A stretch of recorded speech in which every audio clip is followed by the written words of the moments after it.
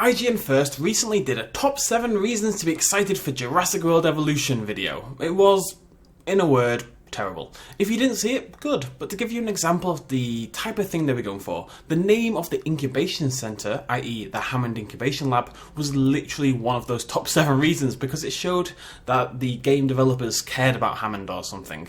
Yes, the name of a single building is one of the 7 reasons they came up with to buy Jurassic World Evolution. I think we can come up with 5 better ones, so that's what we're going to do today. And we're going to try to avoid the easy ones like, dinosaurs. I know it's a bloody good one, but still, let's try to avoid the obvious. Number 1 then is the sheer variety in gameplay that's going to be open to you. You should all know by now how much I love Jurassic Park Operation Genesis, but it had a real problem, as do many different tycoon games, where you essentially sit and do nothing and just kind of wait for the money to roll in. Jurassic World Evolution dodges this problem in a way I haven't really seen before.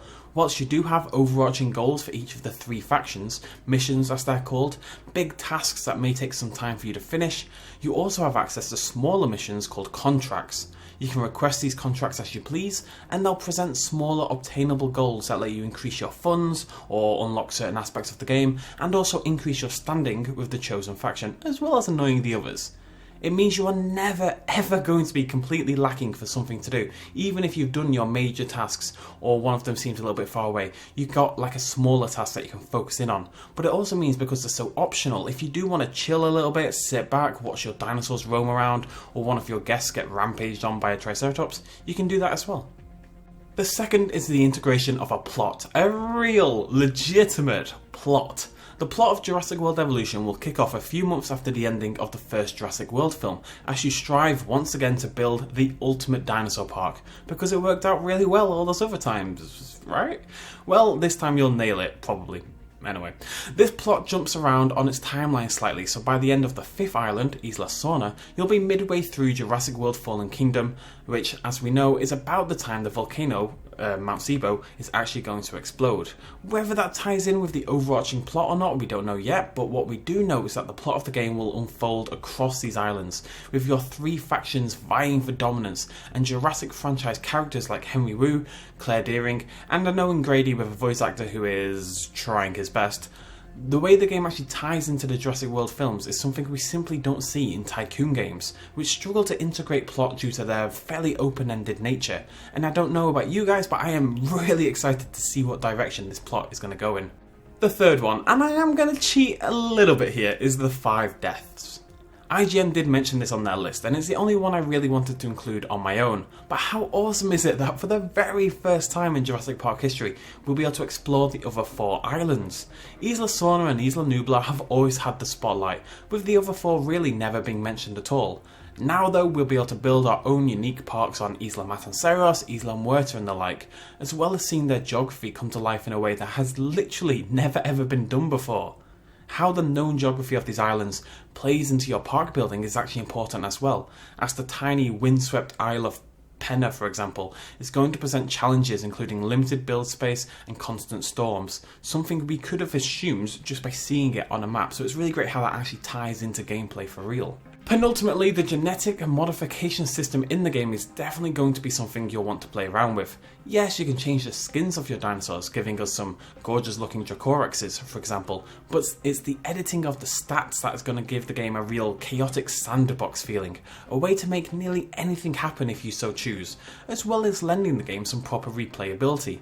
Essentially, the system means that you can splice your dinosaurs with the genes of a number of different animals, from cassowaries to Komodo dragons, and each of these creatures will boost certain stats for your dinosaurs, be that health or attack damage or what have you. Whilst this breeds stronger dinosaurs, it also increases the chances of your incubation failing, which will cause you to lose money and probably break your heart a little bit.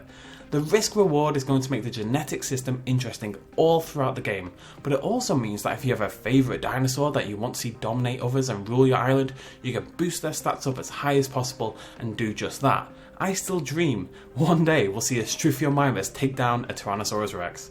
One glorious day. Final on our list, and really I could have mentioned so many others here, is Frontier Developments themselves. I know that sounds a little bit soft, but not only are they clearly passionate fans of Jurassic Park as a franchise, but their track record for supporting games is the actual truly exciting part.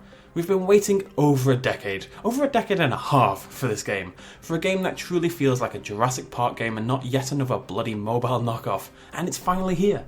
Whilst it may be unrealistic to expect this game to have a thriving community in, say, 15 years like JPOG does now, what it'll get with Frontier at the helm is at least a few years worth of DLC and post-release support. And I know for some people DLC is a dirty word, but if it's a reasonably priced pack of dinosaurs or bigger expansions that introduce aviaries or aquatic creatures, I think we'll all be pretty happy.